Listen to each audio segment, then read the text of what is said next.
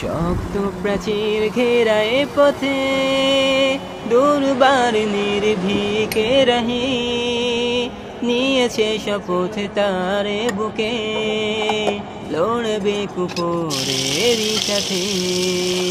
শক্ত প্রাচীর ঘেরা এ পথে দুর্বার নির্ভীকে রহি নিয়েছে শপথ তারে বুকে লড়বে কুফরেরই সাথে।